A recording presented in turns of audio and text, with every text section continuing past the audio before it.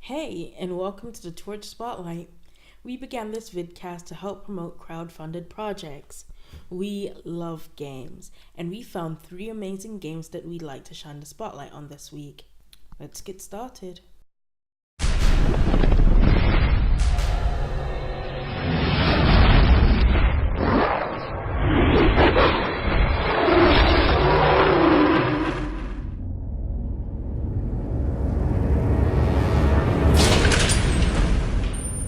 Mother of Myth is a multi-platform action RPG by game devs Plenary.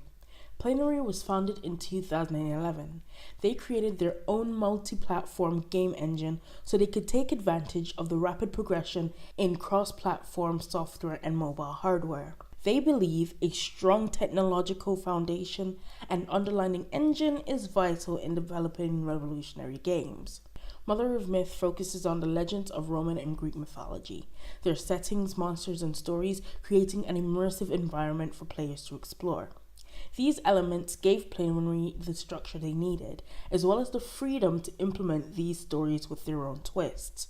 The way you play the game, of course, is very unique.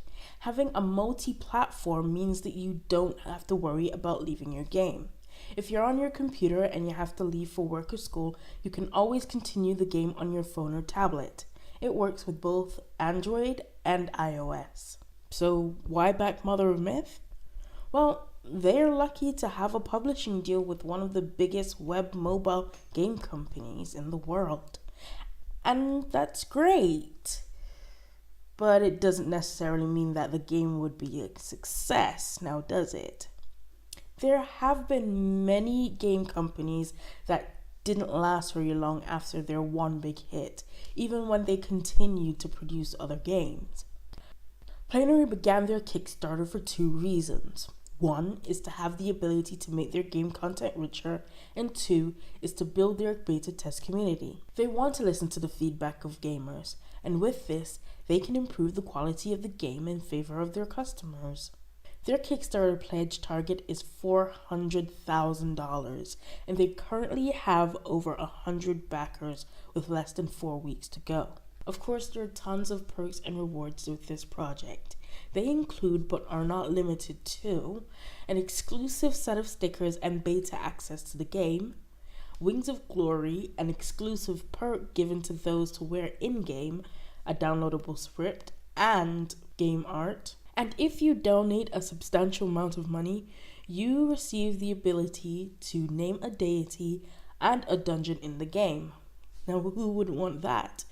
These are just a few perks. There is a lot more on their website. So, if you'd like a multiplayer action RPG with a Roman Greek myth twist, head over to their Kickstarter page and back this amazing project. So the guards move, they determine the closest target to themselves. The target could be an assassin, a Rasputin, or a fire, which we haven't started any yet. In this case, this guard number 1 is 1, 2, 3, 4 spaces away from Rasputin, 1, 2, 3, 4 spaces away from the yellow assassin. Rasputin is a tabletop game having a simple goal but a very innovative way of reaching it. Created over the past 5 years by Bob West and many of his friends, the game has been playtested, developed, playtested, and then developed further until they reached a point where playtesters would ask if they could buy the game right there and then. This is a staple of a truly proven game. The idea came about when West and a friend was discussing board games, assassins, and bacon. They came up with the idea of having an assassination board game and toyed with ideas ranging from stabbing to sniper rifles. But West wanted to keep the game fair and balanced and eventually boiled it down to something that would fit an actual playing field. When looking for something semi-realistic, he made 3 criteria for the main villain. 1. To avoid angering anybody, the person had to be dead already. 2. The person would have to be somebody that the player wouldn't mind killing. 3. The person would have to have a knack for survival against all odds. When going through the list, he crossed off almost all characters from Genghis Khan to Jean-Claude Van Damme when he finally thought of Rasputin. Rasputin doesn't just fit the 3 criteria, he also had a rumor around him as having dark magic, something that fits the villain theme perfectly. The game pits the players against each other and against the titular Rasputin in an effort to be the one to assassinate the Dark Monk for the honor of the Empire. As an aid, each player starts with 50 action cards, where they pick 25 to be their playing deck. This is a completely new way of putting up board game tactics, and in addition to this, there are tons of other tactical advantages and disadvantages presented throughout the game. Each playthrough is guaranteed to have a different experience.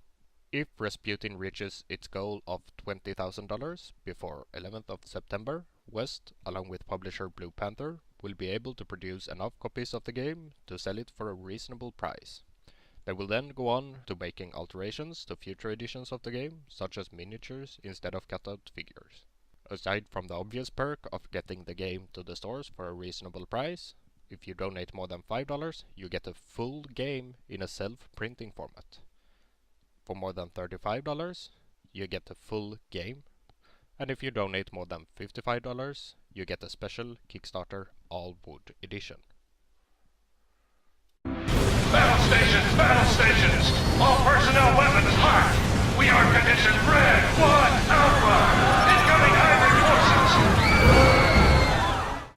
Do you like StarCraft? Do you like action RPGs? Do you like multiplayer PvP arenas? Then you're in luck, because thanks to Upheaval Arts, StarCraft Universe is on its way, but they need your help. In order to get the final push of development and deployment underway, they need $80,000. The money will go to voice actors, musical compositions, programming, custom models, and a lot more. StarCraft Universe is a multiplayer action RPG arena that pits you and your fellow teammates against other players with the familiar faces from Terran, Protoss, and Zerg. Thanks to the unique ability and gear systems, there are literally hundreds of unique builds for each class, promising to deliver you a truly unique experience. The game will also feature a multi-passenger vehicle combat mode, so you and your teammates can roll over the enemies, literally. If you don't have any teammates, you can also play the expansive single-player campaign. This and much more will be released to you for free. You don't even need to own the original StarCraft game. Since SCU is built on StarCraft Starter Edition, all you need is a free Battle.net account. You can even try the game right now. There is a demo that can be found through the Kickstarter page. If you pledge to this project with more than $10, you'll get a unique Automaton 2000 pet. If you donate more than $75, you can get a StarCraft bottle cap figurine set, rare weapons, vehicles, soundtracks, pets, and a lot more.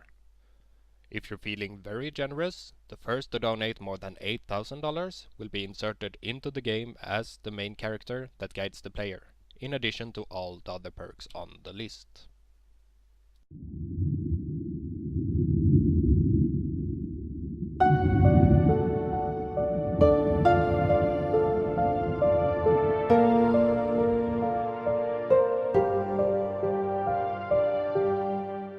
Fran Bo is a point-and-click horror adventure game by Swedish game dev company Kill Monday. It tells the sad and unfortunate story of Fran, a 10-year-old girl who lived with her mother, father, and her best friend, her cat, Mr. Midnight. After discovering the brutal and gruesome murder of her parents, Fran runs from the house into the forest where she loses Mr. Midnight. She collapses, her unconscious body found by passing strangers.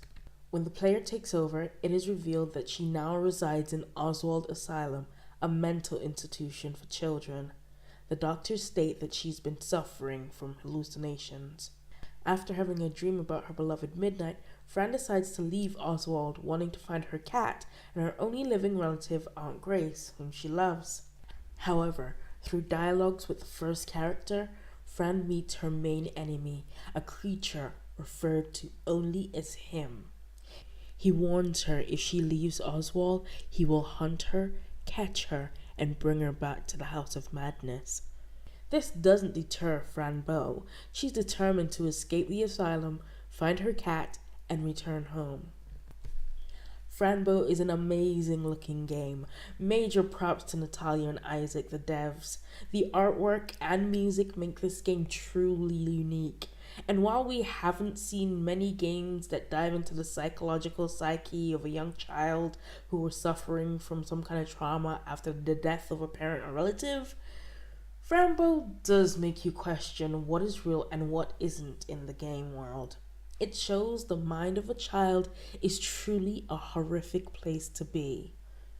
Kill Monday currently have their project active for the next 2 weeks on Indiegogo.com.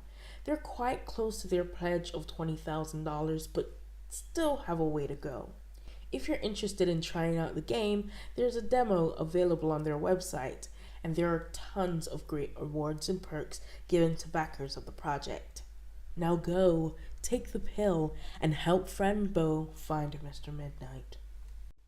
This project reached this goal 5 times over, and that shows the audience think that badass is as badass as it sounds. This set of playing cards have illustrations of 52 of the world's grisliest badass conquerors of history from all corners of the world. How about such classics as Vlad the Impaler or Boudica? Each card also comes with a little bit of information about the person depicted, so if you don't know who it is, just read it. I, for one, am looking forward to seeing badass spades and grenades in the local gaming store.